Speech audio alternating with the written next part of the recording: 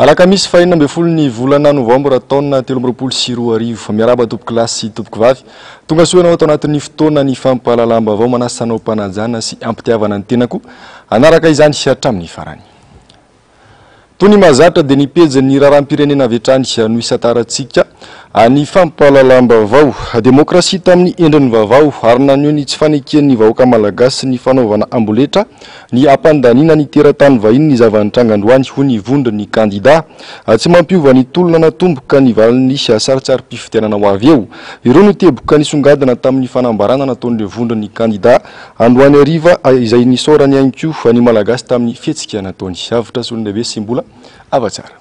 Naseho malagasy tamin'ny tsy fandraisana anjara nandritra ny fifidianana natao androany ny endrika tolona vaovao fanoherana ny tsirariny ambany ny tahampandraisana anjara araky ny tatitra ny firaisamonim-pirenena ny joro ny maro anisa nanohitra ity fifidianana maloto ity. Manamafy ny vondriny kandida fa voaporofo zao fa natao amboletra sy barofo ny fifidianana filoham-pirenena androany 20 novambra eto Madagasikara miaraba ny malagasy amin'ny fahamatorany ara-demokratika izay mahatehidero. Tsampany malagasy tanteraka fa tsy madio ary tsy tomombana ny fifidianana natao amboletra sy barofo sy tsy nandraisan'ny rehetra anjara ka dia nipetraka tany an-trano ny ankamaroan'ny olom-pirenena araky ny tahan'ny fandraisana anjara ny mpifidy ambany indrindra teto amin'ny tantara ny fifidianana nisy teto Madagasikara raha ny tarehimarika vonjimaika avy amin'ireo mpanara-maso ny fifidianana no jerena. Very tanteraka ny fitokisan'ny malagasy maro anisa ny fitondrana ankehitriny sy ny olona efa tsy malagasy intsony terena Holandy. Very tanteraka ihany koa ny fitokisan'ny ny androm-panjakana rehetra izay tafiditra amin'ny fikarakarana ny fifidianana voalohany amin'izany ny fisarana avom-balalam-panorenana sy ny seni ary ny gouvernemanta. Amafisina hatrany fa tsy mitondra afa-tsy fahasahiranana sy takaitra ho an'ny firenena sy ny taranaka ny barofo sy ny amboletra. Tsy misy afa-tsy ny fifidianana madio no mitondra fifandimbiasam-pahefana sy fahamarinan-toerana izay antoky ny firoborobon'ny toe-karem-pirenena ka hitondra fiainana tsaratsara kokoa ho an'ny malagasy ary hoentsika amelana firenena vanona ho an'ny taranaka ary mbola mitaky ny hirosona amin'izany ny vondron'ny kandida. Farany miantso ny olo-pirenena rehetra sivily sy miaramila ny hery-velona rehetra hijoro handray andraikitra izay tandrify azy sy ny mpiara-miombonantoka Madagasikara hanampy feno amin'izay fikatsahana fifidianana madio izany. Maneho fisaorana ny voaka malagasy rehetra amin'ny fanehoana firaisan-kina manamafy izahay fa tsy maintsy hitoy ny tolona ary tsy hijanontsika raha tsy tratra ny tanjona. Na inona nataony ahoana ny valin'io saritsary-pifidianana io tsy miova ny tolona mila fifidianana madio sy mangarahara ary ekenindrehetra ny vondron'ny kandida. Efa nilazainay fa izay dia tsy mahafantatra n'io fifidianana io ary tsy mazava ho azy zany ny na ny valiny ary zany dia tsy fantatra ihany koa ary tsy manaiky ny valin'io fifidianana io zay fa ny fangatahanay dia mbola mitoetra ny ananana fifidianana madio andraisan'ny olona rehetrarehetra anjara diovy aloha ny tokotany voaporofo androany fa ny malagasy maro anisa dia tsy makasitraka ny nanatanterahana n'iny fifidianana iny. Ny resaka ankoatran'izay dia tsy mitombona fa isan'ny demokrasia fa nao-fisan'ny demokrasia koa amin'ny endriny hafa ny nasehon'ny voaka malagasy androany. Tsy miova ny toromarika mihamafy hatrany ny tolona ho fametrahana ny ara-dalàna. Ny akon'ny zotra-pifidianana izay nandeha androany no hanohizantsika ny fampahalalam-baovao. 20 faingo enina isanjato ny tahapavitrian'ireo olo-pirenena manerana ny nosy nandeha nanjotra bato ny fidy izay ho filoham-pirenena ao anatin'ny 5 taona ho avy. Any ariva teo dia namoaka ny vokatry ny fanaraha-maso nataony momba ny zotra-pifidianana manerana ny nosy ny observatoire safidy. Niena ho antsasaky ny tahapavitriana tamin'ny taona 2024 ny tahapavitrian'ny olo-pirenena tamin'ity fifidianana natao androany ity raha ny faritany Antananarivo no ambany indrindra dia nahitana tahana mpifidy betsaka indrindra kosa ny tany amin'ny faritany ny Toliara. Ny antsiprian'izay tateriny Jermaine Minjanary sy Andry Rakoto Manala. 20 faingo enina isanjato no tahapavitriana nandatsabato izay voamariky ny observatoire safidy manerana ny nosy io 20 faingo enina isanjato io tarahimarika hatramin'ny 12 ratoandro ity tarahimarika ity. Antsasaky ny tahampandraisana anjara tamin'ny fifidianana ny taona 2024 raha ny fanadiadiny. Ny vokatra voalohany mahakasika ny zotra ny fifidianana hatramin'ny 12 ratoandro dia miainga amina santionana birao mpifidianana miisa 750 miparitaka ao anatin'ny faritra 13 manerana any Madagasikara. Vokatry ny fanaraha-mason'ny fizotry ny fifidianana avy amin'ireo santionana birao fandatsaham-bato miisa 750. Mahatratra 220 isanjato ny taham-pahavitrina mandatsabato voamariky ny safidy hatramin'ny 12 ora atoandro. Raha 740 isanjato izany tamin'ny fiodinana voalohan'ny fifidianana filoham-pirenena 2020. Izany dia maneho ny fiainan'ny fahalianan'ny olom-pirenena amin'ny fandatsaham-bato. Ny faritany Antananarivo no tena nahitana taham-pandraisana anjara ambany indrindra. Ka ny tany amin'ny faritra Tasy dia 112 isanjato. Ny tany Bongolava 13 isanjato. Ny tao Vakinankaratra 12 isanjato ary ny teto Analamanga 12 isanjato. Ny faritra nahitana taham-pandraisana anjara avo indrindra dia Androy 12 isanjato ary Fitovinany 12 isanjato. Mahatratra 720 kosa no fitarainana voaray hatramin'ny 4 ora sasantolakandro teo. Mitombo isany tsy fanarandarana mitranga toy ny famelana olona tsy mahafeno anjotantaratasy ilaina amin'izany. Ny tombo isa ireo tranga famelana ifidy. Ireo tranga famelana ifidy ireo olona tsy nanana ny anjotantaratasy feno nilaina amin'izany. Nisy ihany koa ireo mpifidy izay manana kara-pifidianana na ny sosy fanamarinana ny fisoratana anarana nefa tsy hita ao anatin'ny lisitry ny mpifidy. Ankoatr'izay dia voamarika ihany koa ny tranga maromaro fanakatonana vetivety ny birao mpifidianana. Nahitana delegena kandidata olo ireo birao mpifidianana kanefa voamarika ny tsy fahatongavan'ny delegean'ny mpikambana ao amin'ny collectif du candidat.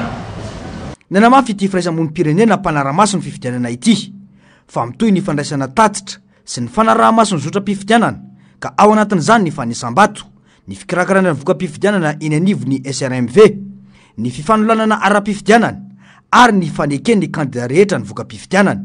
Ampitaina amintsika eto amin'ny fampalalam-baovao MBS TV ihany ny vokatra izany rehetra izany.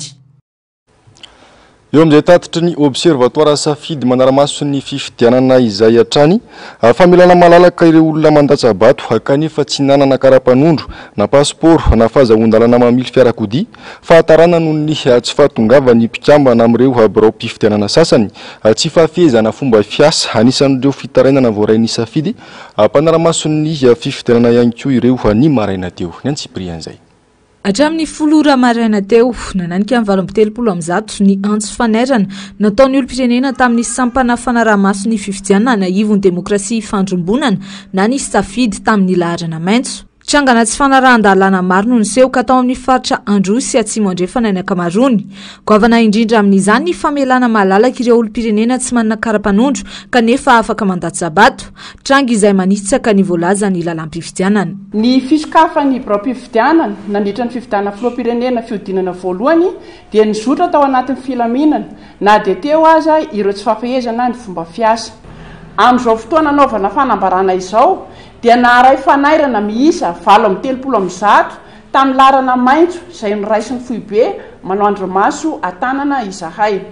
Ny ankamaroan'ny tranga voaray dia mahakasika ny famelana mpifidy tsy manan-kara-panondro na permis na passeport handatsabato. Ny ankoatr'izay dia fahatarana noho ny tsy fahatongavan'ny mpikambana ao amin'ny birao mpifidianana sasany sy ny tsy fahafehezana ny fomba fiasa. Tamin'ireo tranga ireo tany amin'ny faritra Ambovombe Androy no anisan'ny nazahoana antso bebe kokoa. Sahala amin'izay koa ny ao Atsimo andrefana.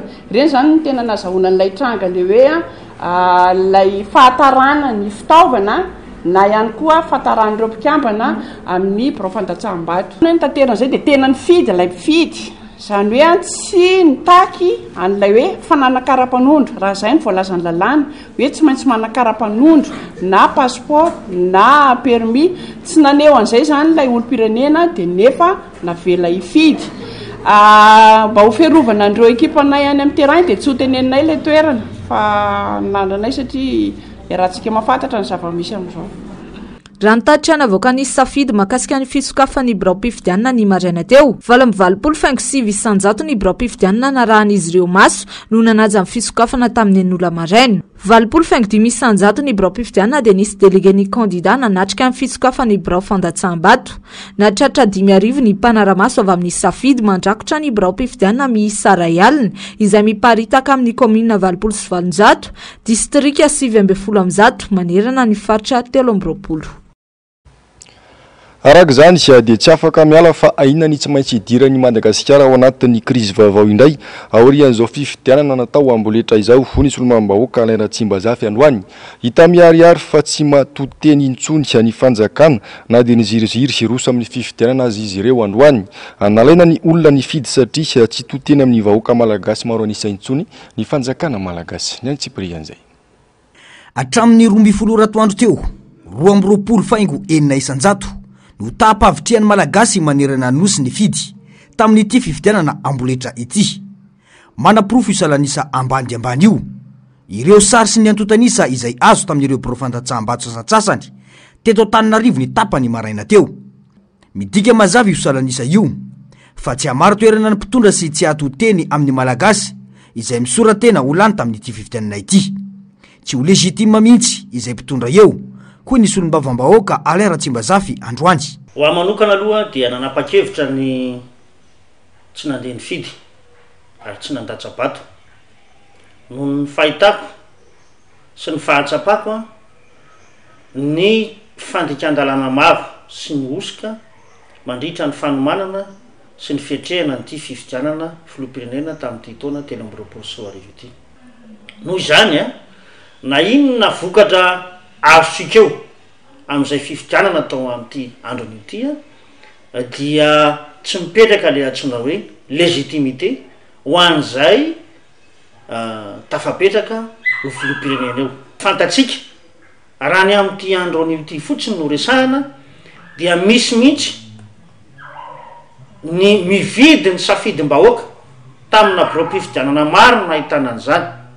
Faharoa dia misy ihany koa ny tsy fahatomombanana ny fikarakarana, isan'izany ny tsy fahampiny ny fahaiza-manao nyreo tompon'andraikitra eo anivony birao fandatsaham-bato ka anka misy ny manaona foana ary mandika ny lalàna velona mikasika an'izay fietrehana ny fifidianana izay. Nanamafy ity sy olom-bavam-bahoaka ity fa tsy maintsy hiditra krizy vaovao i Madagasikara raha izao zava-misy izao.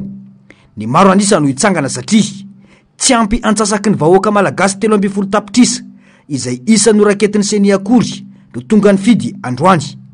Mety isy fotoana ampitrotra amin'izay an'ilay olona izay nangina teo aloha na le atsotsika hoe majorité silencieuse satria rehefa tsapany fa efa mihoatra ny fefy sy tsy manaraka ny lalàna velona sy atao hoe manitsakitsaka ny zoa makasy ny vahoaka malagasy any fifidianana zany dia isy ny fotoana izay mety hitenena nyreo olona reo. Ka izay zany no mampanahy hoe sanatria ve aorinan'izao fifidianana izao dia mbola hiditra krizy vaovao indray ny firenetsika. Ankoatra izay dia mitaky tsy misy fepetra ny amoahana sy olom-bavam-bahoaka fetra Ralambozafimbololo izay notazomina etsy fiadanana ihany koa ity sy olom-bavam-bahoaka ity. Hita sy tsapa matsy amin'izao fotoana izao ny hoe fitanilany ao anivon'ny fitsarana satria fantatsika fa ny fanapahan-kevitry ny procureur no ahafahana na tsy mampitombo ny fepitoana hitazomana azy. Noho izany dia mangataka izay ny mba hijerena manokana isy olom-bavam-bahoaka io mba hamoahana azy farak'izay aingana ary tsy misy fepetra ho iaty eo. Re matsy amin'izao fotoana izao fa mitombo 27 ora isaky ny roa andro zao a ny fotoana hitazomana azy ary tsy mbola fantatra zany ny vanim-potoana ivoany ao amin'ny toeran'io ary nefa ihany ko de tsy miroso makeny anivon'ny fitsarana ny raharaha midiky zany a fa fanaovana tsinotsinona ny atao hoe zoamakasy ny solombavam-bahoaka ary fanaovana tsinotsinona mihitsy ny androm-panjakana zay isolony tena de ny anteny miram-pirenena mitoy ny tolony ho iatrany ity solombavam-bahoaka ity nisy pejibanga tao anatin'ny lisym-pifidianana ho an'ny birao fandatsaham-bato iray atetsy amin'ny lycée teknika Alarby nangina ihany koa ireo toerana efatra no tsy dia ny filohany voamiramisana ny fifidianana sy ireo mpanaramaso ary nisy olo-tenandreo mpiara-mombonantoka tamin'ity androany ity isan'ny nandehana ny mpanao gazetinay androany nitetsy Alarby ananisana andoarany fotsy ary Tanjombato avitra solon'lehibe sy mbola avatsara. Nanomboka teo amin'ny LTP Alarby ny fitsidiana nataon'ny filohan'ny voamiramisana ny fifidianana sy ireo délégationna mpanaramaso iraisam-pirenena samihafa tamin'ny 7 latsaka vao nisokatra ny birao fandatsaham-bato. Muradi vote ny fidy efa eo amin'ny efa 50 zao izy am'izao 50 zao.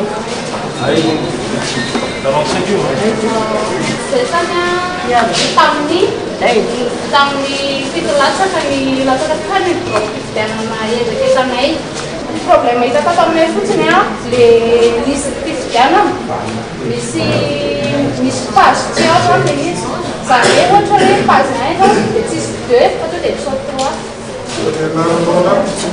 de le anaran'le olona voasoratra amin'le ray fa tsy soratra fa tsy ao le page misany izy.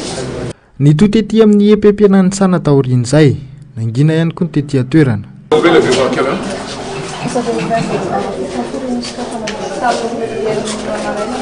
À 6 heures du matin. Et la fermeture est prévue quelle heure? La fermeture, c'est à 17 heures. Et jusqu'à présent, il y a eu combien de groupes?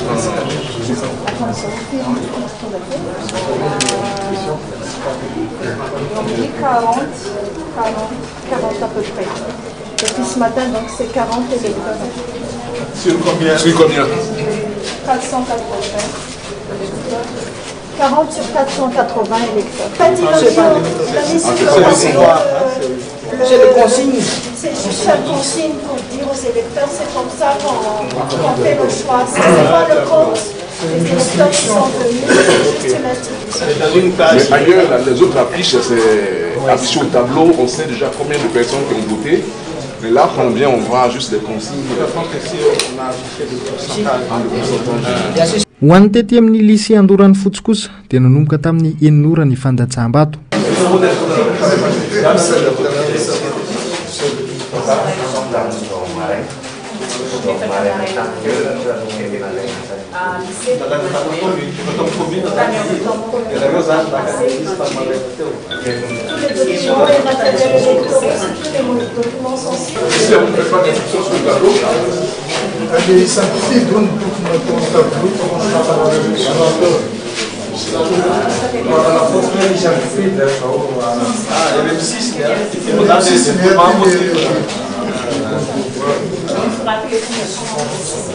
Pifito fa tsy mpividy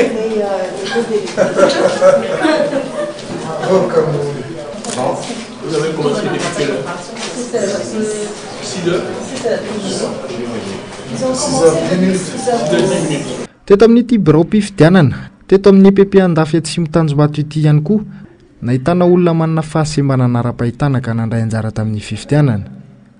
Ny fisian'izay fahafana mifidy izay no isan'ny nanosika azy handray anjara. Carton de vote zay no antsoina dia iny zany fitaovana entina repérer zany an'le candidat tsirairay ao anatin'ilay bulletin iny dia iny kazy amin'le carton iny ahafahana mahita hoe ohatr'izao ilay filaharana dia eto no safidinao no atao dia izay no fampiasana le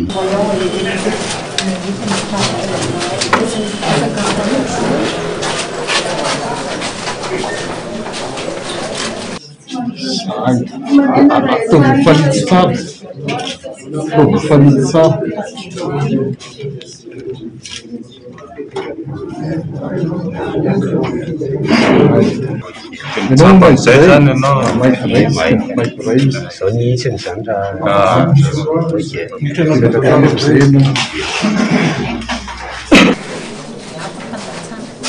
aloha izy mandatsaka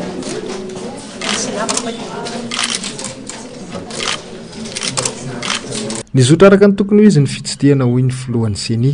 Ny tapitry ny fisidihana nataontsika araky ny tsapatsika teo dia nizotra mpilaminana tanteraka ny fifidianana zay natao tamin'ity andro an'ity voaza daholo ny fepetra takiana na io amin'ny fisokafan'ny ora amin'ny fifidianana na io eo amin'ny mpikambana mandrafitra ny fifidianana.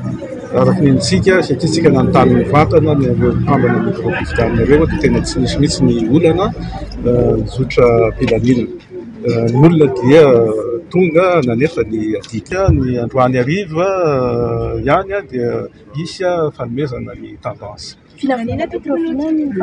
Iseny zany dia mieritreritra mba tsy ohatra ny faefatra amby roapolo ny volana novambra ity na fadimy amby roapolo raha tara indrindra no amoanay ny voka-pifidianana Vonjimaiky. Dia rehefa avy eo moa zany ny RCC indray no fiaraha-miasa amin'ireo firaisan'ny mompirenena manara-maso manerana nosy. Nisy ihany koa ireo solitena avy amin'ny firenena maro miparitaka manara-maso amin'ireo birao-pifidianana eto an-toerana araka ny fanazavana nentin'ny mpanara-maso iraisam-pirenena. Le Congo, le Gabon, la République démocratique du Congo, le Kenya, la Côte d'Ivoire. En 7 instants précis, nous sommes rendus, je pense à 9 heures. Tout est calme, tout est serein, tout se passe très bien pour l'instant. Nous allons faire une déclaration préliminaire dans quelques jours pour donner exactement le rapport de notre mission d'observation électorale. Nous avons fait une mission conjointe avec la société civile de Madagascar qui a près de 5000 observateurs déployés sur le territoire national. Avec cette délégation et notre délégation qui est actuellement ici à Madagascar, nous allons sûrement avoir des éléments très clairs par rapport aux idées que les observateurs vont recevoir sur le terrain dans les bureaux de vote et dans certaines régions du pays. Nizoran'ny fifidianana mpitoniana no tanjona tratrarina mandritra ny zotra-pifidianana hoy ny solitenan'ny mpiara-mombonantoka. Donc on est dans les premières heures des ouvertures de vote. Mais ce qu'on a pu voir aujourd'hui, c'est que les bureaux qu'on a visités fonctionnent. Il y a eu des votes déjà placés. En tout cas, je pense que ce qu'on espère surtout, c'est que le processus puisse se dérouler tranquillement, en calme, et qu'on va pouvoir, en partenariat avec le reste de la communauté internationale, y compris les observateurs électoraux qui sont là parmi nous, qui puissent apprécier eux-mêmes d'une façon neutre le déroulé de ce processus. Nous sommes là. Le PNUD a appuyé dès le début le processus opérationnel et on serait à l'écoute pour la suite. Nangina toy ireo tany amin'ireo birao-pifidianana hafa ihany koa ireo toerana rehetra notsidihana. Fa ankilan'izay dia notazon'ny olom-pirenena nitaky ny fahamarinana hatramin'ny latsabato androany ny tsy firaisan-kina tsokombakomba amin'ny kilalao maloto tiana tao amin'ny fifidianana letrezana. Maro ireo olom-pirenena no tsy resy lahatra ka hanamina ny vatony. Fifidianana mangarahara handraisan'ny rehetra anjara no takina. Maray feo amin'ny vondron'ny kandida izy ireo ary anoh'ny tolona hampanjakana ny tany-tandalana sy ny fahamarinana eto Madagasikara. Ny Atsipri an'izay.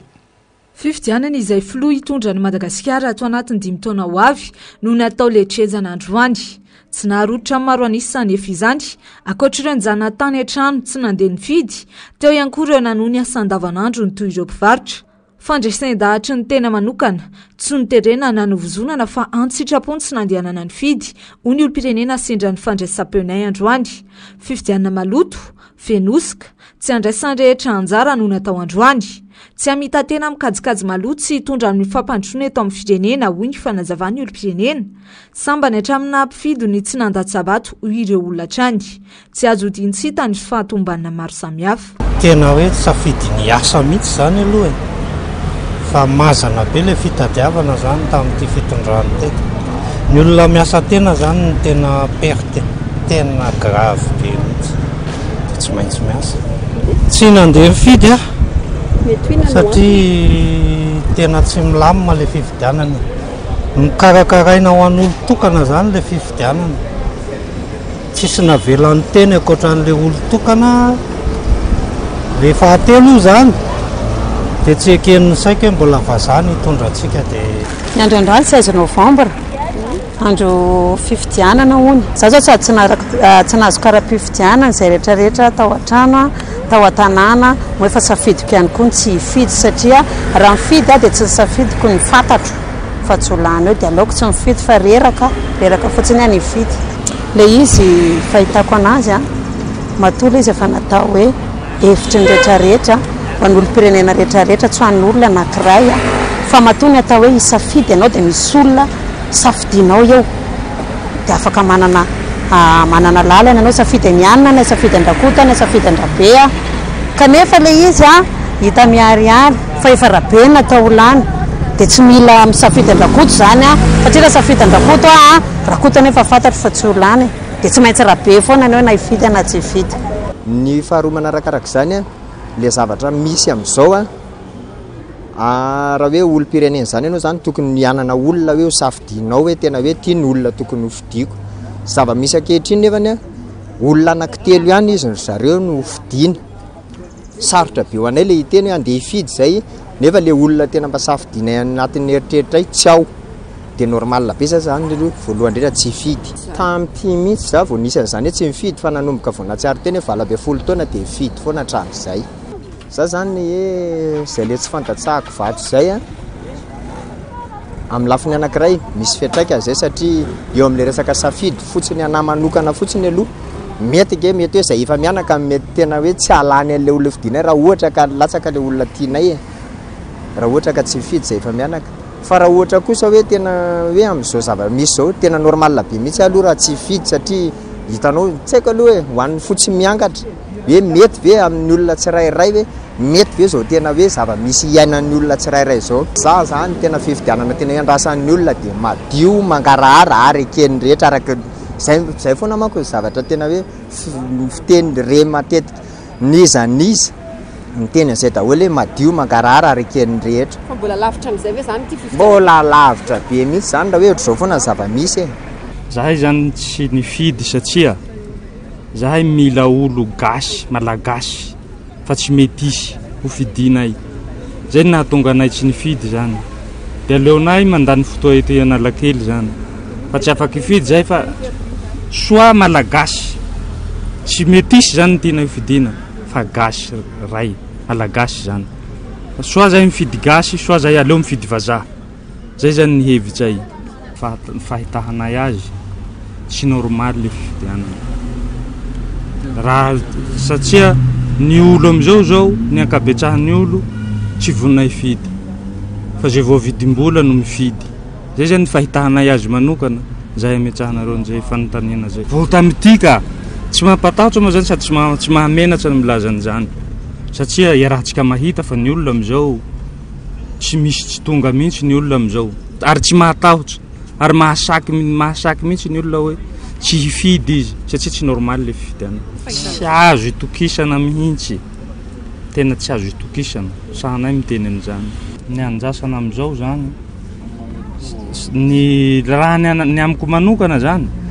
tokony ny fangatahan'le 11 candidat zany atao raha ohatra ireo mitady tena hoe fifidianana mangarahara tsy maintsy mitontoolona ampanjakana ny famarinana eto amin'ny tany sy firenena ho hiatran'ny olom-pirenena fifidianana madio sy mangarahara tsy mitanila ekendrehetra no ilaina eto Madagasikara araka izany dia nangady ady tanteraka ireo birao-pifidianana ny tapany maraina izay fotoana tokony habetsaka ny mpifidy tsikaritra izany teny amin'ny CG Antanimena sy ny tetsy amin'ny EPP Antsabe Tranga izay tsy fahita tao anatin'ny 80 taona satria tsy nahitana filaharana toy ny mahazatra Andomiaratiana sy mbola avatsara efa tamin'ny 12 Rahalasaka vao navelany hiditra nanao ny asa ny délégué-ny candidat iray tetỳ amin'ny CEG Antanimena mametraka ny ayay izy ireo manoloana ity tranga ity eto Antanimena CEG Antanimena zay zao dia nohon'le fikorontanan'ny organisation an'le fifidianana moa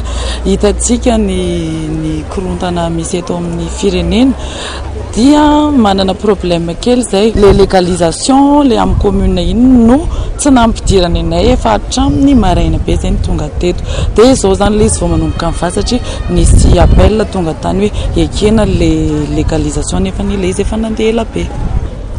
Ny anay zao maleriva ny azo teny amin'ny district Antananarivo ny badge dia na ny organisation tamin'ilay ankizy somary tsy dia tena nafa satria raha amiko manokana efa fa nandeha ilay izy hatramin'ny maraina dia efa tsy aizany izay nataony zareo ny alohany natonga satria izay dia vao barage teto hoe iny zany iny excuse iny no ny bloquenanay sao tsika efa ataoko hoe amin'ny 1 latsaka angamba sao. Tsy nisy filaharana toy ny fifidianana rehetra ny fanesy ity indray mitoraka ity raha ny tetỳ amin'ny birao mpandatsaham-bato teto amin'ny CEG Antanimena sy ny EPP Atsahabe no jerena.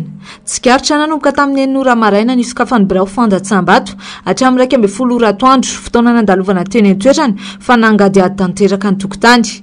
Ho an'ny EPP Atsahabe manokana tsy nisy afa-tsy 720 amin'ny mpifidy tokony an-Datsabato 720 no nanefa fanadidiny hatramin'ny atoandro teo. Misy 2229 nisan'ny mpifidy eto amin'ny Fokotany, 247 nisan'ny olona efa tonga nifidy zany 11,8% izany izy amin'izao. En fait, raiky amby folo latsaka folo zao. Raha tsy manakara mpifidianana izy ka voasoratra ao anaty lisy mpifidianana tondra karapanondrom-pirenena izy dia manome taratasy avy any amin'ny seny izahay. Misy taratasy nasen'izareo fenona omena an'ilay olona ahafahany miditra anaty mpifidianana. Tsy rototra tamin'ny Latsabato ny ankamaroan'ny olom-pirenena androany tao ireo nanohy ny asa andavanandro sy ny fiatrehana ny fiainana ao an-tokantrano. Tsy nitovy avokoa ireo fandaminana tamin'ireo toeram-pandatsaham-bato teto Antananarivo sy ny manodidina niezaka nandrindra sy nandamina araka izany sy ny tompona andraikitra rehetra teny an-toerana afitra solona be sy mbola avatsara. Tamin'ny 9 maraina ny sokatra ny birao mpifidianana teto amin'ny Fokotany Ambotavo, komina Ambava atokana. Misy 5 ny efitra ny fandatsaham-bato nafan'ireo olom-pirenena naneho ny safidiny. Hatramin'ny 9 sasany ihany no nisy ireo lahatra ireo hatramin'ny alana tenoterana tokony tamin'ny 7 maraina. Adidy sy andraikitra amin'ny maha-olom-pirenena izay nanosika ireto olona ireto andeha an-Datsabato ary vonona anara-maso ny safidiny izy ireo. Karana hoe zoan'ny olona mifidy dia tsy maintsy monaina. Fa tsy hoe mifanerena fa tsy maintsy mifidy foana zany rehefa tonga ilay fifidianana.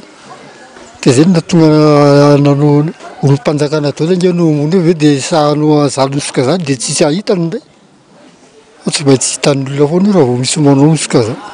Nandesika nandroso amin'ny fifidianana mba hisian'ny filaminana, mba hisian'ny olona hitondra ndray satria izay no lalàna mitondra ny fifidianana hoe isaky ny 5 taona dia misy ny fifidianana misy eto Madagasikara. Maha-délégué anahy dia mila mijoro zany, mijoro ahitako hoe io zany hoe madio, za mila manara-maso, mila mandray andraikitra zany amin'ny maha-délégué anahy hoe anara-maso ny fifidianana misy eo aminay. Vonona hatramin'ny farany. Nisy ihany koa ireo tsy tao anaty lesy mpifidianana mihitsika ny verimaina ankoatra ireo tsy nahazo kara-mpifidianana. Une fois inscrit au Fokotany dia tokony voaka ny liste akoany j'ai vaky mpifidianana misy mpifidianana.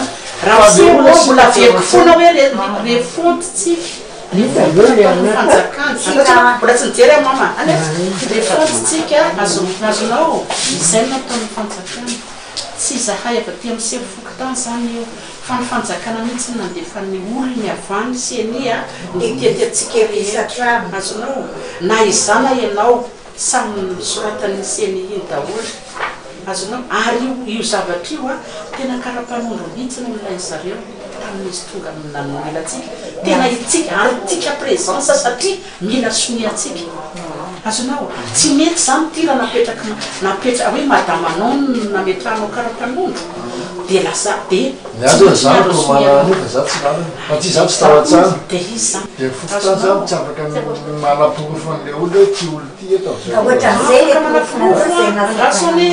afaka manapirofo raha ohatra ka ao anatin'izy raha tsara dia mbola veriko hoe mila anao la présence manao solity vo mety zay vao nanaritemoin zany le semi na tsy fantatsy na fokotany tokony namiteny tam'ireo tatao an-trano hoe misy azao dia na apetraka le taratasy tsy azo apetraka am'boky kosa saripady ka tsy azony apetraka fa miverimberina any aminareo no afaka atona fa tsy azony apetraka kosa saripady za miasa foana isanandro dia tsy voasoratra tsy mieritreritra hoe rehefa tonga teo hoe rehefa tsy ao am'le karabe-vidanana sanany dia tsy mampanina le izy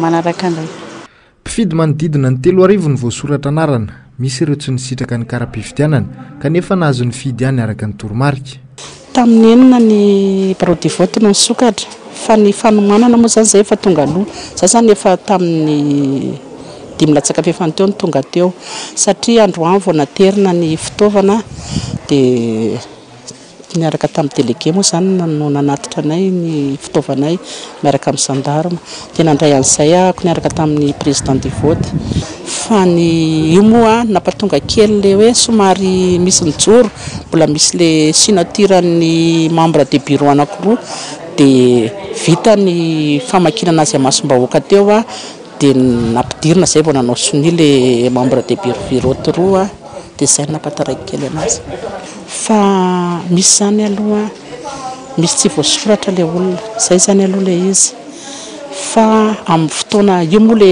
hitanareo voningamba nanontanianareo teo izy hoe maninona izy ny tsy tao amin'ny fotoana nandehanany seni zany izy tsy tratratrano fa nanome toromarika ny seni hoe jerenao anaty boky izy dia zay le mahatonga le olona mijery zao dia omena taratasy kely izy satria misy numéro izy ao dia mitondra karapanondro dia iny taratasy kely amin'le numéro manko le taratasy kely omena iny miaraka amin'ny karapanondro iny hoentiny eo amin'le salle anazy dia iny le jerevandreo anazy dia afaka mifidy izy ka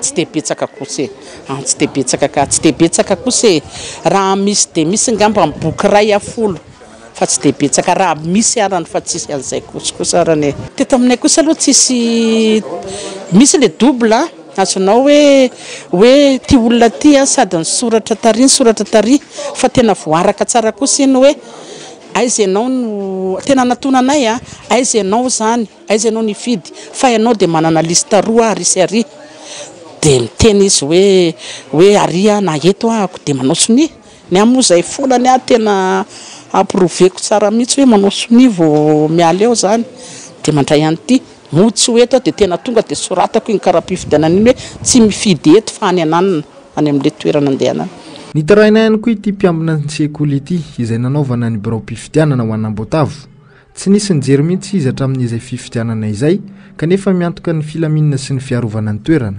tena hatramin'izay nisy ny fifidianana aloha tsisy endamiteza mihitsy fa dia asa be manaraka ny arabe manomboka amin'ny fifidianana vita amin'ny fifidianana dia lasa zala membre bureau de vote tsisy endamite ninina mihitsy navaiza zany fa dia no miasa maina foana alina zao dia miasa mandraparain'ny andro crédit atsonany tale andefasy crédit sao dia misy problème ohatr'izany satria resaka en sécurité zany tsy maintsy mila crédit anao miantso police ny tale ny rehetrarehetra ohatr'izany raha misy ny olana karaha makelinao ndray hoe nividianana crédit tsisy ninina mihitsy any hatramin'izay nisako teto 20 taona misy fividianana tsisy endamity tsisy ninina aingany ka isy raha isy mbola tsy nahena aloha fa hatramin'izay tsisy fa ny amin'ity tsy fantatra mbola tsy naheny feo aloha hoe misy na tsisy ho any tety amin'ny fokotany 17 hektara avaratra drefana voajany tamin'ny 9 maraina nisokafan'ny birao fandatsaham-bato ho amin'ny 5 taona ho avy no naniry ny olom-pirenena natateraka ny fifidianana teto amin'ity toerana fandatsaham-bato ity no nahitana mpanara-maso avy amin'ny safidy nisy ihany koa ny hiraka manokana avy amin'ny firenena mikambana mijery ny zava-misy araka ny fanazavana hatreto aloha zany mbola eo jerevana an'le isy zay zany amintsika miteny zao resaka isan'ny mpifidy ao anatin'ny lisitra satria mbola le manomboka n'ity voalohany ity tena somary atao hoe mila mipetrapetraka tsara daholo mbola eo mpanaovana calcul mihitsy zany miteny mbola mpanaovana calcul amin'ny anina satria mandray tsara anatin'ny bureau de BV ny anina mameno lisa izy zao nisy anatin'ity lista ty dia manao calcul avy eo complet kosa aloha zany ny fitaovana efa tonga tamin'ny alina tamin'ny arivo maly arivo tsisy ny teo fotsiny zao vao nitranga zay tsy tokony aty le olona ny andeha fa any amin'ny centre de vote hafa dia ohatratra izay zany rehetra normal satria olona voasambany mahazo karatra le olona dia vala ambin'ny folo taona dia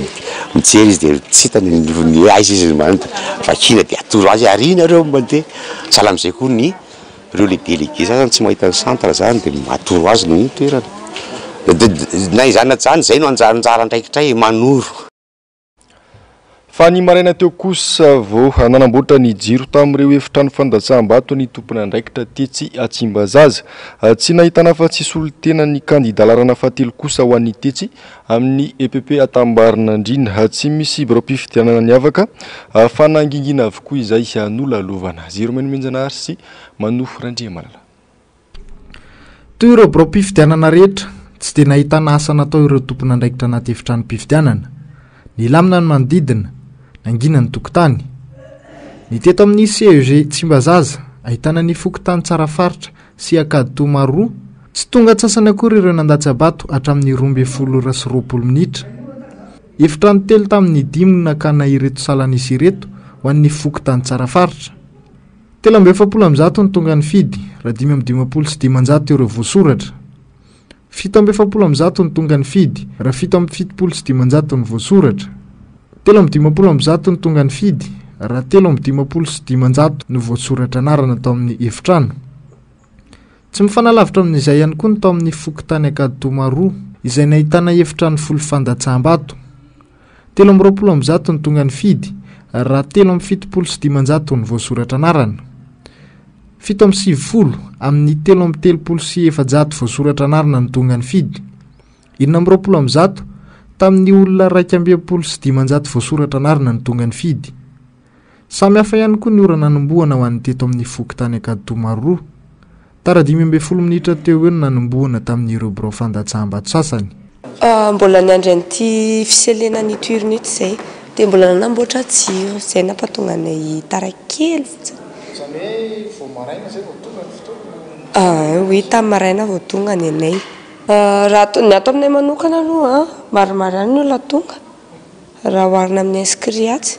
Hatramin'ny maraina zao 573 ny inscrit dia 123 zao nefa tonga. Ny kandida larina fahatelo ihany nanana solotena teto amin'ity biro-pifidianana teto amin'ny CEG Atambarinandrina ity. Telo ny efitrano tsy niotra ny 300 ny taham-pahavitrian'ny mpifidy tamin'ny 2 ora sasany atoandro teo. 7,20 tamin'ny olona 7,9 no tonga ny fidy tato amin'ity efitrano iray ity. Tamin'ny 9 ny soratany amin'ny tableau no nanombohan'ny fotoanan'ny fifidianana sa tamin'izay nisy olona mpifidy voalohany tonga. Ka na tsy maintsy aseho ao masony ny vata mangarahara sy ny fitaovana reto ny fitaovana rehetrarehetra afaka mandroso amin'ny fifidianantsika dia zay tsy olona ray izy fa mpivady ny tonga voalohany teo dia zay natonga ny nataonay 6h05 mba isinny ihany. Hatreto aloha zay dia mbola tsy nahita olana an'izay hoe olona tsy nanana kara mpifidianana na kara mpanondro fa misy ny olona tonga mifidy miaraka amin'ny permis-any fa tsy ao ny kara mpanondro. Izay ny zavatra misy fa ny anona aloha ny tona kara mpanondro daholo ny olona araka ny tokony ho izy. Ny solotenan'ny kandida aloha dia anankiray no tazana eto.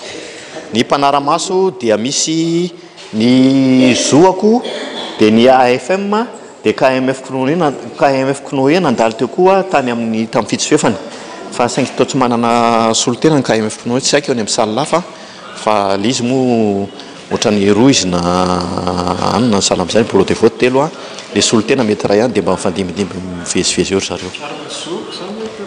Zopy tsy permanent tsy izy fa anankiray ihany izy dia mifandimidimby atsy amin'ny bureau ray dia mankatsy amin'ny bureau ray dia mankatsy amin'ny bureau ray. Ireo tarehimarika rehetra ireo no maneho fa mbola tsy vonona amin'ny fifidianana andrehetra na te hanova sy hanavitra ny Madagasikara aza. Maro ny antony fa ny tena misongadina dia ny tsy fahadiovan'ny zotram-pifidianana araka ireny efa niarahana ity ireny. Zarara ny ampahefatra ny olona voasoratra anarana tao anaty listim-pifidianana no tonga naneho ny safidy ny androany tamin'ireo birao fandatsaham-bato misa 3 izay nolalova ny mpanao gazety Zero Menomenjanahary sy Manofo Randriamalala androany dia nahitana fiainana avokoa ny tapa-havitrihan'ireo olom-pirenena naneho ny safidy ny hatramin'ny 2 ora sasany atoandro teo. Farao avy hatrany ny Antsipriany mikasika izay. Tahaka izao no sary sy ny zavanisy teto amin'ny birao fandatsaham-bato Faravohitra ambony tamin'ny 1 ora sy 15 minitra. izany hoe adiny 4 taoriny ny ora fisokafan'ny birao fandatsaham-bato mangina sy mangadiady tsy misy olona ankoatra ireo tompon'andraikitra. Misy birao fandatsaham-bato roa eto ary mpifidy 700 no voasoratra anarana ka ny 50 ihany no tonga nandatsa-bato hatramin'ny ora no lazaina io. Tsy mbola nisy fifidianana tahaka ity tao anatin'ny 80 taona nazahoana ny fahaleovantena raha ny fanazavana. Raha tsika mahita zao fa malaindaina kely fa rehefa avy eo tsy hay aloha hoe mandeha singasinga zareo tsy dia ohatran'ny isaky fifidianana misy fa tsy kelikely mandeha tsy kelikely zareo. Eo amin'ny 900 mahery eo ny mpifidy eto Faravohitra dia amin'izao tsika miteny zao misy eo amin'ny 50 BV1 50 mahery kely BV2 koa ohatrohatr'izay ihany. Tsy mifanalavitra amin'io ihany koa ny teto amin'ny birao fandatsaham-bato Antsahakely Avaradoha mitatakolaka sy matoritory ireo tompon'andraikitra noho ny tsy fisian'ny olona tonga nandatsa-bato. Mitsinjara amina birao fandatsaham-bato enina ireo mpifidy miisa 310 20 isanjato no tonga ny fidy hatramin'ny 1 ora sasany maraina nandalovanay tety antoerana. Malaina ny olona hoy ny fanazavana. Ny pourcentage manko hitanareo ohatrany hoe vitsivitsy efa navita tany amin'ny 30 tany zao zay raha tena compte 4013 zany ny isan'ny mpifidy eto dia teneniko anareo fa mahery 20% zao ny tonga ny fidy dia nisy amin'ny bureau de vote anakenina ya ny mahatonga an'izy lasa enina moa asivy taloha ohatrany nakambakambany ihany izy dia lasa 600 mahery zany isan'ny ao anatin'ny bureau de vote anankiray. Ho an'ny teto amin'ny ivotoerana EPP Ambodin'ny Sotro kosa dia birao fandatsaham-bato 7 no eto. Toy izao no fahalalan-kanja hatramin'ny 2 ora izay fotoana nahatongavanay teto. Voalaza fa mpifidy miisa 2000 no voasoratra anarana eto amin'ity ivotoerana ity saingy mbola ny 425 ihany no tonga nandatsa-bato amin'ny ora izay nahatongavana io. Miisa 420 kosa ny olona tsy nahazo kara-pifidianana raha ny fanazavana saingy navela ifidy tamin'ny alalan'ny kara-panondro. Ny favitriana somary goragora kely aloha satria tamin'ny 120 sasana zao naka 524 sur 2685 ny olona tonga ny fidy. Misy olona tsy manana kara-pifidianana fa raha ohatra ka tafidy tao anatin'ny liste izy dia afaka mifidy raha mitondra fa tsy maintsy mitondra papier administratif misy ny sariny, kara-panondro, permis, passeport, afaka mifidy ara-dalàna izy raha ao anatin'ny liste.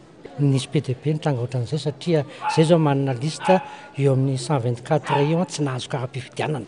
Mbola misy kara-pifidianana betsaka tsy nalainy tompony teto amin'ity ivotoerana ity raha nitazanay androany. Tsy ny teto andrenivohitra ihany fa dia nalaina nandeha nanjotra bato tamin'ny fifidianana Andohany Ankona ny tany ambanivohitra aza.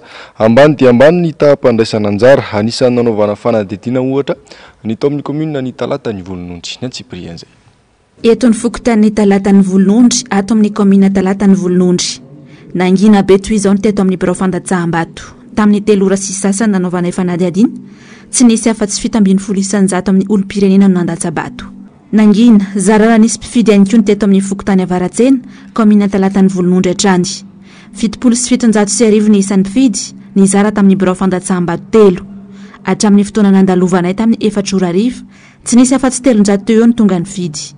Ny tato avitrina aloha dia tena maisaka dia maisaka ny vitsivitsy zany hoe tembo avotra moa zany le tanao le maraina zany aloha mbola niatsany olona eo amin'ilay fotoana firavahany ny birao mety tena miakatra amin'izay satria sady efa mijanona teo tanao efa misy ihany moa fa zao zany efa miaritra any ny tao anatin'ny fokotany fa tamin'ny misy référendum zay koa ohatran'izao mijanona telo fa izao zany mbola niatsany olona efa nipaverina tsikelikely fa maraina mbola teo amin'ny 20 isaky ny saly ny tonga avy zao zany efa mbola miakatra zany tsy dia misy fotsiny fa raha manao comparaison tamin'ny hoe somary maisamaisaky kely fotsiny fahavitrian'ny olona teo. Nanano sarotra ihany koa anefa teto ny fakana vaovao satria tsy navelan'ny délégué nalaina sary ny tao anatin'ny birao fandatsaham-bato. Tsy mety mihitsy tsy azo alaina sary mihitsy aloha zay nefa efa avy any zao nahazo maka sary tsara mihitsy tena tsy mety eto aminay aloha zay ny afatra valy ny délégué sy ny kanefa vaovao nefa ny tsy maintsy avoaka ahoana ny tsy afatsika maka sary tsy azo akana sary aloha mibaikina Samy hafa ve izany ny toromarika azony mpikambany birao fandatsaham-bato tsirairay avy. Nisy ny namela malalaka nanaovan'ny fanadihadiana, nisy kosa nefa tsy nazo nidirana mihitsy. Efa manana mibaditra manokana avy amin'ny senia nefa ny mpanao gazety anatanteraka ny asany. Izay teto Antananarivo sy ny manodidina fa any amin'ny faritra kosa indray vitsy ihany koa ireo olona tonga nandatsabato tany amin'ny fokotany Tomboarivo fa fokotany Troaza ary fokotany Mazina any amin'ny commune Ambanivohitra Antsirabe. Omena taratasy kely fanamarinana ireo olona tonga mifidy fa tsy mijery ny lisam-pifidianana akory ireo anaty birao fandatsaham-bato araka ny tatipavao nataon'ny mpanao gazety avy any an-toerana. Ambany ihany koa ny tapa-avitrian'ireo mpifidy atao fianaran-tsoa tsy voatery ny tondra kara-pifidianana fa kara-panondro fotsiny ihany no nentin'ny akamaroan'ireo olona tonga nandatsabato tany an-toerana. 12 hatramin'ny 30 isanjato eo ny tapa-avitriana ho an'ny faritany Fianarantsoa. Araka izany dia ny tsy teto Andrenivohitra ihany no latsaka ny tapa-avitrian'ny fandraisana anjara tamin'ny fifidianana fa tsapa ihany koa izany atao amin'ny distrika ny Sambava. Manodidina ny 20 isanjato ireo mpifidy voasoratra anarana no nandatsabato tamin'ny 12 ratanoany araka ny fanadihadiana nataon'ny mpanao gazety ny MBS any an-toerana. Ny Tsiprian'izay ary. Ambany ny tapa-avitrian'ireo olona nandrotsabato any distrika ny Sambava tamin'ity fifidianana filoham-pirenena fiodiana voalohany ity. Tsy mbola nihoatra ny 700 ny mpifidy tonga nandatsabato tany amin'ny commune Ambanivohitra Bevotro, distrika ny Sambava tamin'ny 12 ratoandro fotoana nandalovan'ny mpanao gazety. Samy nisokatra tamin'ny 9 maraina avokoa ny ankamaroan'ny birao fifidianana tany amin'ny commune Ambodisatrana faharoa, distrika ny Sambava Trany. Nisokatra tamin'ny 9 maraina teo ny birao fandatsaham-bato fa tamin'ny 10:20 minitra no nandalo any bureau de vote io zay isan'ny mpifitao dia 20 ary ny afatonga nandatsabato hatramin'ny 20 teo dia 20 ny tamin'ny efitrano faharoa na ny salle numéro 2 dia isan'ny mpifidy 70 ny afatonga nandatsabato tamin'ny 10 sasany maraina teo dia 20 ny tamin'ny salle numéro 3 nisokatra ny bureau de vote tamin'ny 9 maraina isan'ny mpifidy voasoratra agnara efatra amby 30 ny tonga efa nagnatanteraka ny adidiny tamizegny zato. Izegny ny tao Ambodisatrana voalohany. Fa raha nijery koa izahay atao Ambodisatrana faharoa atao amin'ny salle numéro 1 nisokatra tamin'ny 9 maraina isan'ny mpifidy tao 970 tonga ny fidy zato. Io moa zegny vokatra tamin'ny 12 sy faefany. Atao amin'ny salle numéro 2 nisokatra tamin'ny 9 maraina ny bureau de vote isan'ny mpifidy tao 20 tonga ny fidy 30 io vokatra tamin'ny 12 sy 20 minitra. Atao amin'ny salle numéro 3 nisokatra tamin'ny 9 maraina ny bureau de vote isan'ny mpifidy tao 20 sy 9 atonga ny fidy 70 io vokatra tamin'ny 12 rantoandro teo. Atao amin'ny salle numéro 4 nisokatra tamin'ny 9 maraina teo isan'ny mpifidy izay voasoratra agnarana 70 sy 9 tonga ny fidy 90 vokatra tamin'ny 12 rantoandro teo. Atao amin'ny salle numéro 5 nisokatra tamin'ny 9 ny bureau de vote isan'ny mpifidy 70 sy 9 tonga ny fidy 20 io vokatra tamin'ny 12 sy 17 minitra teo. Atao amin'ny salle numéro 6 nisokatra tamin'ny 9 maraina ny bureau de vote isan'ny mpifidy 30 sy 9 tonga ny fidy 90 io vokatra tamin'ny 12 rantoandro teo. Atao amin'ny salle numéro 7 nisokatra tamin'ny 9 maraina ny bureau de vote isan'ny mpifidy 70 sy 9 tonga ny fidy 70 io vokatra tamin'ny 12 rantoandro teo. Marisarisa nandatsabato ireo olona tany amin'ity distrika ity raha ny zava-misy ny tapany maraina io. Izay ny tany Sambava fa ambany dia ambany ihany koa ny tapa-avitriana tao Mahajanga. Fanampim-baovao entin'ny sarin'ny MBS Mahajanga. Tsy mandeha araka ny tokony ho izy ary anisany tsy mampavitrika ny mpifidy sasany fifidianana maikamaika sy petatoko toy izao ohatrany ny olom-pirenena tamin'ity andro ny fifidianana androany ity.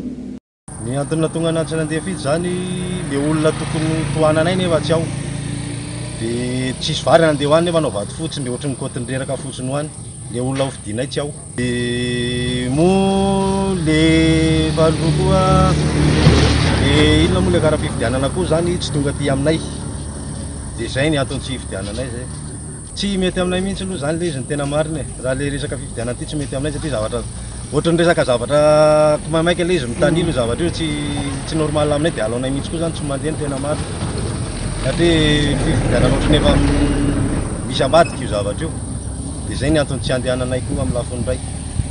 toy ny tsy misy ohatrany izy ireo raha andeha hifidy nefa vady fotsiny ho arotsaka fa nampon'izany ihany koa manambaratrany izy ireo fa tsy ao anatin'ireo olona telo ireo ny olona tokony ho fidiny izy ireo. Tena misy antony lehibe mihitsy satria voalohany indrindra aloha rehefa mandinika ny toe-java-misy dia hoe atao ahoana moa no hanaiky ny zavatra misy ohatr'izao satria raha teo zany président hajaina teo aloha izay nitondra antsika dia misy fitakiny maro mba hiady hevitra aminy fandinika amin'ny mampandrosoana ny firenena tsy mety mikemitra amin'izany izy fa ny fieritreretany ihany no entiny inoko angamba ozy aho hoe aleoko miaraka mibetsaka mba mijanona hatreto satria ny antony matoa olona tsy azo edikevitra ohatr'izany no apetrakatsika amin'ny fitondrana dia ho sarotra be ny hafaranty Madagasikara ty ka tiako loatra izy ty ka dia aleoko izany nombonkevitra amin'ny maro izay ihany natonga tsy mifidy za aloha androany ny zavatra hitako tsisy mihitsy ny mpifidy ny hoe tsisy mihitsy moa zany sarotra fa vitsy dia vitsy nefa tsy fantatro fa ny olona ny mahafantatra satria za mijery ivelany fa ny olona mandray an-tsoratra dia zay rehetrarehetra arak'izay lazainy olona eo fa za mijery fotsiny aty ivelany hoe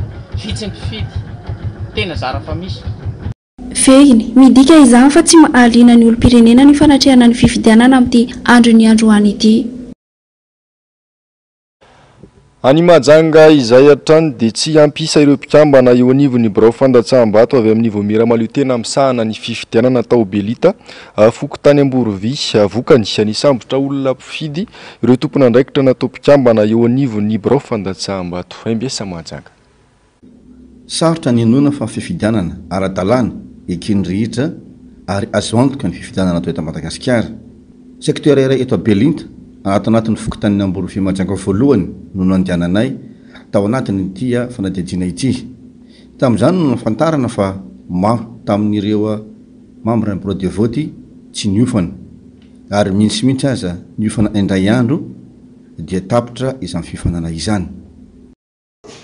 Dia eo amin'ilay fifanana zany zaho tenako zao zany anisan'ny tatana bureau tamin'ny bureau tato rehefa tsy tanatitra fifanana firy zay ato zany misy eo amin'ny efatra eo za foa anatitra fifanana nefa tsy roa andro tokony niofana nefa ndray andro foana zany niofana. Araka ny fantatra teto dia fifanana tamin'ny demi-taona lasa no ampiariny membre ny bureau de vote reto amin'izao fotoana izao. Raha tsy aivina dia tamin'izay no niofana farany ireto membre de bureau de vote reto ka trakefany nanan'izy ireo tamin'izany no ampiarina amin'izao fotoana izao. Tsy ampy zany le fifanana azo ny tena. Zany raha zany tsy anatin'le liste tokony hifana.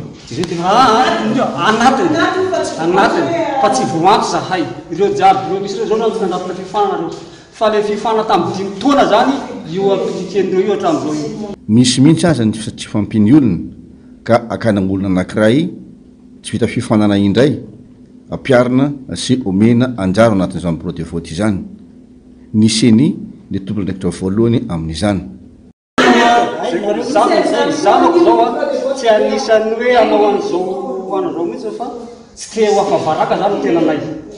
Dia voatery zany antony zanako hoe antonao anaka mba misonga antolo ty fa tsy tolona izy moa fa mananatraka efa amin'ny fahaizana fianarana amin'ny anatra dia votsy maika dia izy mako ato amin'ny salina video ato. Tiako ty rehefa tsy niofana koa io tsy niofana ireo na tsisy niofana ireo fa za zany niofana fa ndray andro fotsiny.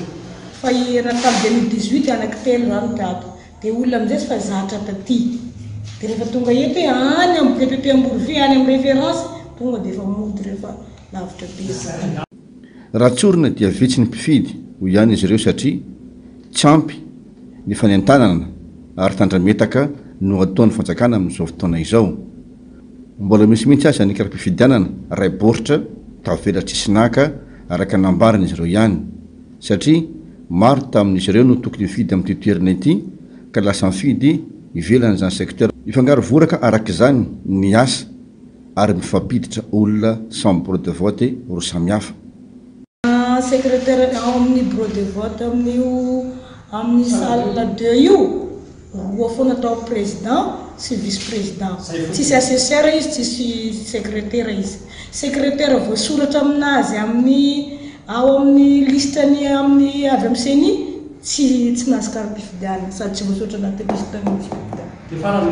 Dia farany mody dia voatery ny olona zay hifidy eo voatsiponina teo dia mandefa reta. dia nenay raika tato nanompianandreo ry amin'izay efatrefatra ao lasa efatrefatra zay izany zava misy aty Manjakamo voalohany secteur Belinta fokotaniny Amborovy izay 7 kilometatra fotsiny miala ny Manjakamo voalohany. Mikasika ny fanisam-bato kosa indray dia niavaka tsy toy ny fifidianana hatramin'izay ny fanisana vato tamin'ity fifidianana filoham-pirenena ity Anangina. Tsy ampy mihitsy aza ny mpanisa vato atao amina birao mpifidianana iray tetsy Nanisana. Jessica Miray sy Manu Randriamalala. Tamin'ny 2006 sasany efa tsy nisy mpifidy intsony teto amin'ny birao fandatsaham-bato eto Nanisana. Niroso tamin'ny fanisana amin'izay ny isaky ny birao fandatsaham-bato tsirairay avy. Olana nefa teto tsy nisy olona na iray azy afaka nanisa vato. Tokony misy olona efatra nefa farafahakeliny manisa vato miaraka amin'ny delege sy ny mpikambana ao anatin'ny birao fandatsaham-bato. Ny fampitadiavana ary ny olona teto. Dia mbola tsy mahita an'ilay olona nareo zany.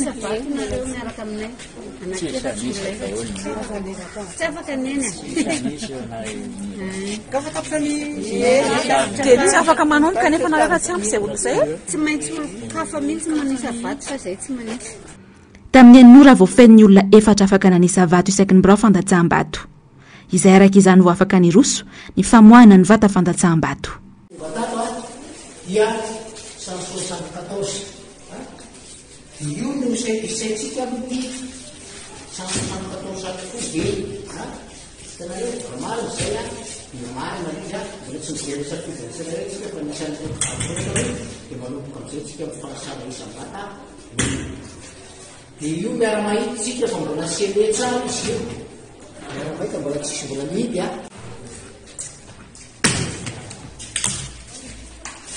alohatsika mba alepanisa alohatsika mba mipetraka izy tsy mety raha mitsangana fa afaka mipetraka fotoana mitsangana alepanisa vato ihany no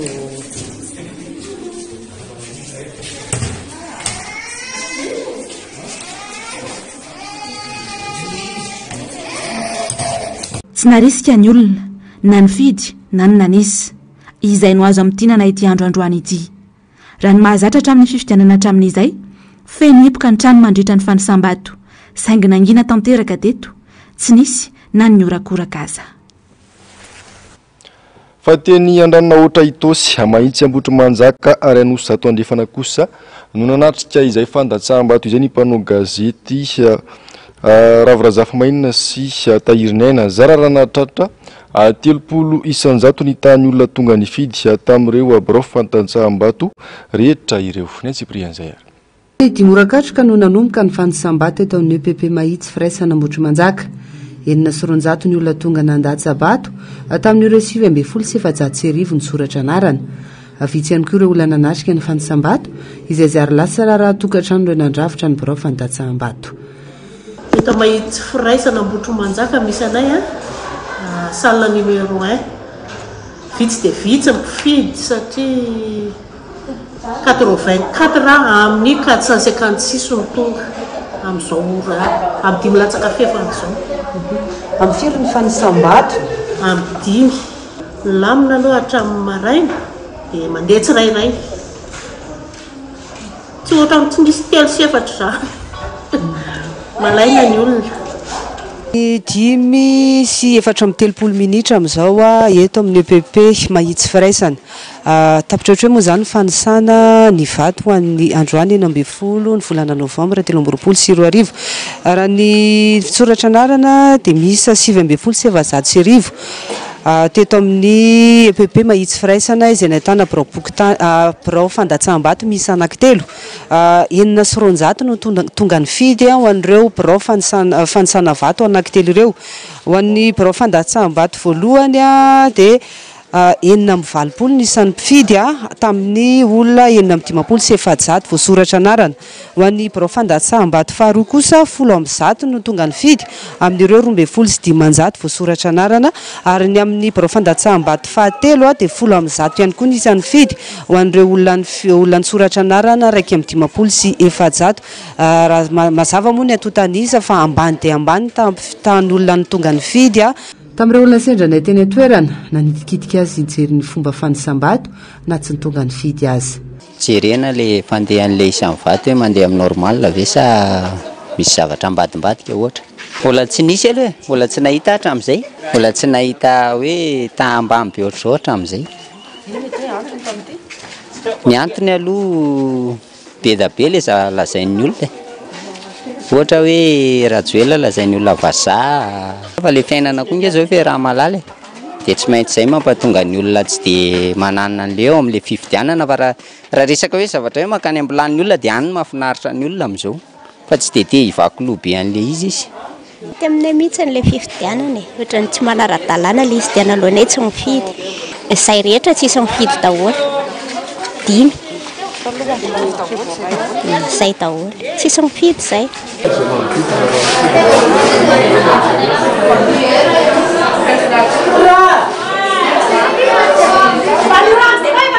Nisy tamin'ny olona ny safidiny tsy an-Datsabato no tonga mavitrika nanisa vato eto Anosizato andrefana tato amin'ny EPP an-tokotany tsara. Nampiay ao ny natao fanadihadiana anisan'ireo mpikambana eo anivon'ny biraofany Datsambato izay tsy mitovy isa. Mihoatra ny 20 ny mpandray an-tsoratra hita atao anatin'ny biraofany Datsambato iray.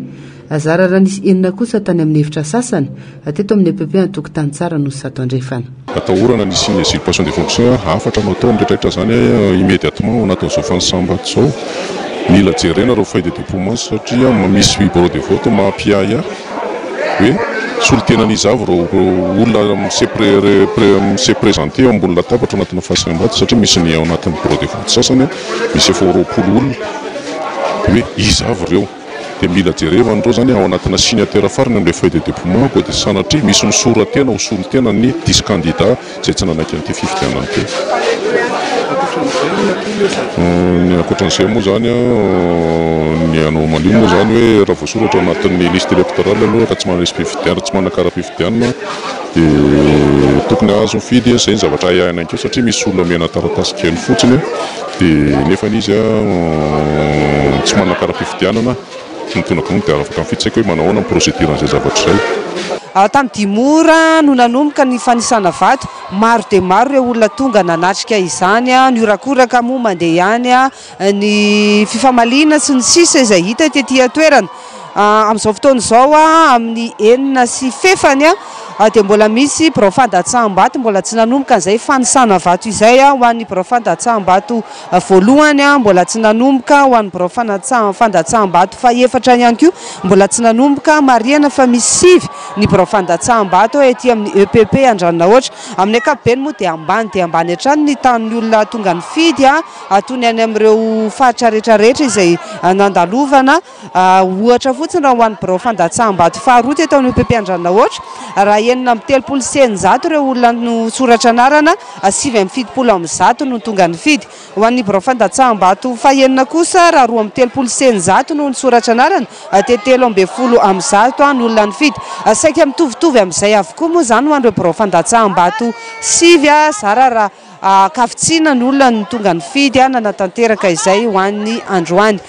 Nahitana lesoka ihany koa tetỳ toerana hatrany maraina resaka fitaovana moa zany sy fanentanana ho an'ireo mandrafitra ny biraofany Datsambato. Marobe moa ireo olona no nanontaniana kosa mahakasika an'izay hoe inona ny antony nahatonga anazy nanatanteraka an'izay hoe andeha anisa vato izay dia mazava ho azy ny ankabeazan'ny olona dia hoe hijery ireo tsy fahatomombanana mahiahiay amin'ny resaka alabato ka tsy maintsy tonga tetỳ namarina izay sy ny hoe andeha hijery ny fanisana vato.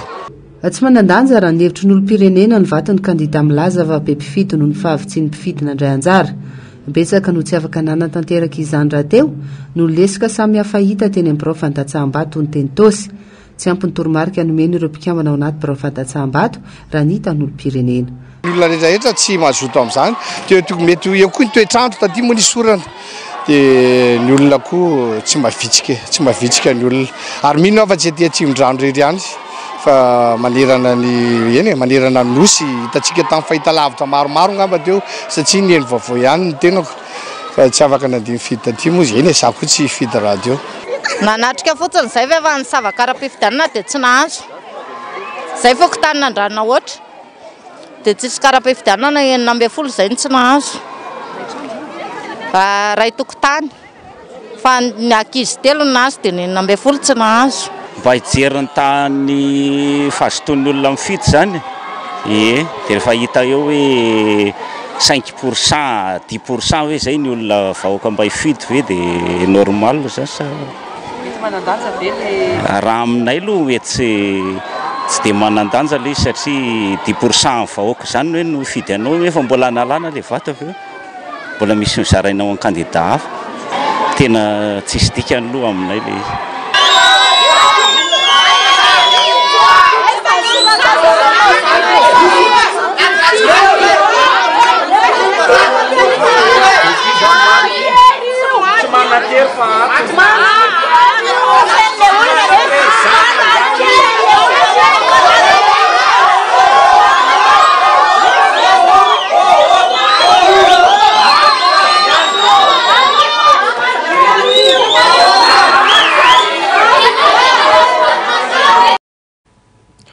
Fa manamafy ny amin'ny tokony fanakaloza-kevitra manoloana ny zava-misy ny vovonana mpanelanelana panina FFKM izay tarihan'ny filohan'ny anteny miram-pirenena sy ny ray aman-dreny ara-panavy amin'ny FFKM efa niantsony amin'ny tokony anemorana ny fifidianana noho ny tsy fahatomombanana maro ity vovonana ity mila mandiny tena ny tsirairay fa tsy mionona amin'ny zava-misy fotsiny ihany ho ny fanambarana nataon'izy ireo teny amin'ny anteny miram-pirenena tsy mbazaza ny ariva teo ny antsiprian'izay ary fanambarana ny gadona ny daty ny 20 novambra 2024 samy nanefa ny adidiny na ny nifidy na ny tsy nifidy araka ny andraikitra sahany avy tsy fanomezantsiny fa ny vovonana moa dia nangataka atrany ny fanemorana ny fifidianana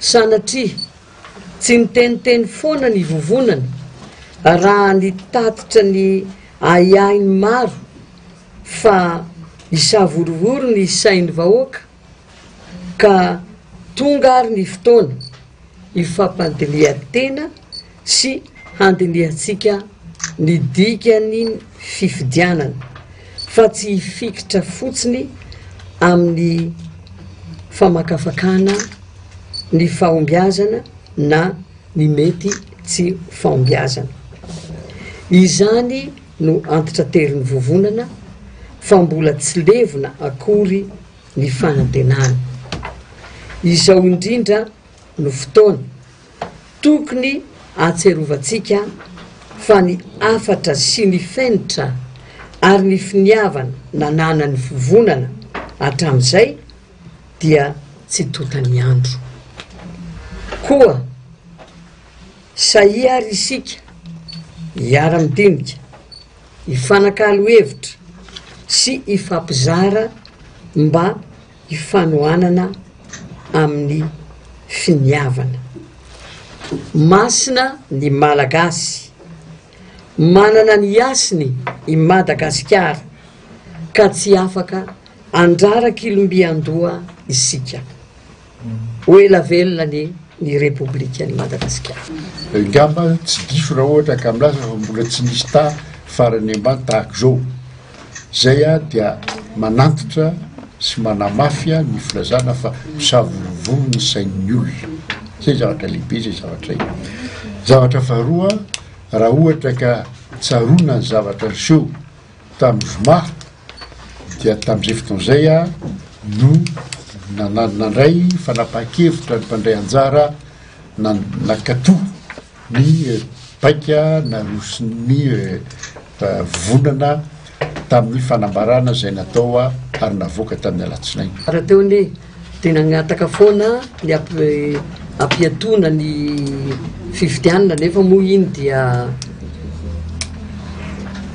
natao iny androany ary araky ny voalazanay teo ihany koa dia ny vovonana ny fanelanelanana sy ny fifanakaloza-kevitra dia mbola mitohy hiatrany ny izany fifanakaloza-kevitra zany ary mbola miantso zahay ary mbola miantso ny hery rehetrarehetra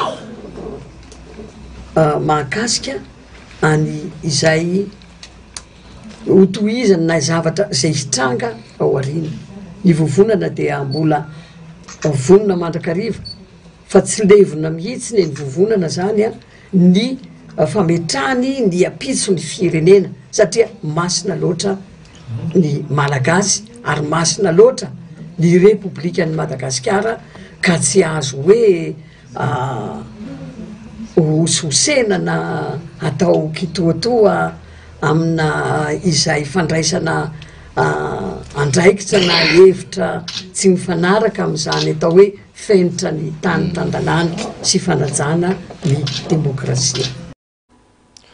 Izay ny fanambarana nataon'ny vovonana panina sy ny FFKM fa tsy nanafiny any aiay ny hamanlona ny zotra-pifidianana nandeha teto Madagasikara ihany koa ny maso ivo Amerikanina sy ireo maso ivo vahiny monina sy miasa eto amintsika.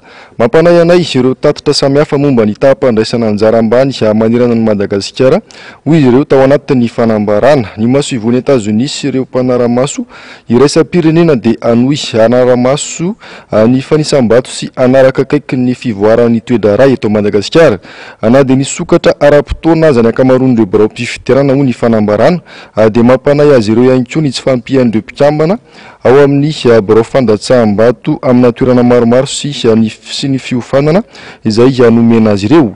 Mbola ivory andinika sy anamarina ireo vaovao ireo atao anatin'ny andro na herinandro vitsivitsy indrindra ny fizotry ny fifidianana nandritra ny andro fandatsaham-bato sy ny fanisam-bato ary ny fitaterana ireo fitaovana fandatsaham-bato ny maso ivo Amerikanina sy ireo maso ivo hafa ary ireo rafitra iraisam-pirenena sy ireo mpanaramaso iraisam-pirenena araka ny fanambarana hatrany.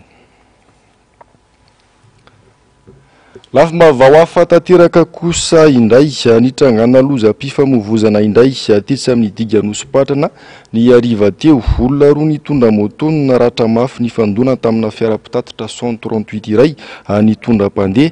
Efa nentina namonjy hopitaly ireo naratra saingy tsy fantatra kosa ny toe-pahasalamany. Ravorazafy sy tahirina. Tokony tamin'ny fitora teo no nitrangany loza avy tany Anosato ny fiara-pitatitra 138 no nifandona tamina moto avy tany Pasika. Nazo lilany ankavian'ny fiara moa ilay moto ary niraikitra tao amin'ny kodiaran'ilay fiara-pitatitra. Raha ny fantatra lehilahy roa no nandeha moto ka ny iray no efa lehibe raha mbola zatovo kosa ilay hafa. Potika tanteraka ny moto ary niraikitra tao amban'ilay fiara. Naratra mafy vokatra ny fifandonana kosa ireo olona roa tsy nisy naratra tao anaty fiara fitateram-bahoaka. Ny tomobila moa zany nandeha mora fa ry zalany nandeha mafy dia teo anatrehan'izay dia io hitantsika io moa zany ny zavatra niseho le mitondra moto voakaraha be ny teo amin'ny orony sy ny vavany moa lay voyageur tao aoriana dona tamin'ny parabrise dia nipetrika tery amin'ny ilan'ny arabe dia tao anaty tatatra ny nalaina efa lasany amin'ny hopitaly ny Zorola moa zany efa nalefan'ny olona tany amin'ny hopitaly tomobila sendra nandalina sendra zareo no mitondra azy. Tsivona fa tsy vao izao no nisy lozam-pifamoivozana toy izao teto amin'ny Tigna Nosy-Patrana. Hitana hatrany rehetra hitandrina rehefa ao am-pamiliny indrindra ireo mandeha kodiaran-droa ary ireo mandeha amin'ny alina. Anakatonantsika ny fampalalamba-baovao ny maresaka iraisam-pirenena mitaky ny anokafana fanadihadiana iraisam-pirenena momba ny ady eo amin'ny Israely sy Hamas ny firenena mikambana mitombo andro manalina mantsy ny raha latsaka eo amin'ny andany sy ny ankilany ary efa nalikisa ihany koa ireo efa namony ainy. Anjava-ndriama efa sy ny tanjona. Miamahery vaika ny ady eo amin'ny Israely sy Hamas amin'izao fotoana izao. Hatramin'ny androany nitoy ny fanafiana nataon'ny tafika Israelianina tao Gaza. Hopitaly lehibe iray any toerana no kasain'izy ireo daroana bomba izay efa feno marary sy sivily maro mitoby ao aminy no ity ady ity. Nilaza ny ministry ny fahasalamana any an-toerana fa nandefa fiara tsy mataho-dalana na ireny bulldozer mirongo fitaovam-piadiana ireny atao amin'ity hopitaly ity ny tafika Israelianina androany alakamisy. Manameloka ity ady eo amin'ny Israely sy Hamas ity moa ny fikambanana iraisam-pirenena ka mitaky ny anokafana fanadihadiana iraisam-pirenena momba izany izy ireo. Hatreto Palestinianina 500 sy Israel no namony ainy tao anatin'izay 140 andro ny sian'ny ady izay.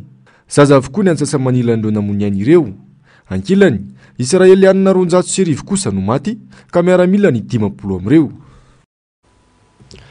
toy ny mahazatra ary dia ny fandarana aona marina sy ny fandarana global news no arainao avy hatrany aorian'izao fampahalalam-baovao izao.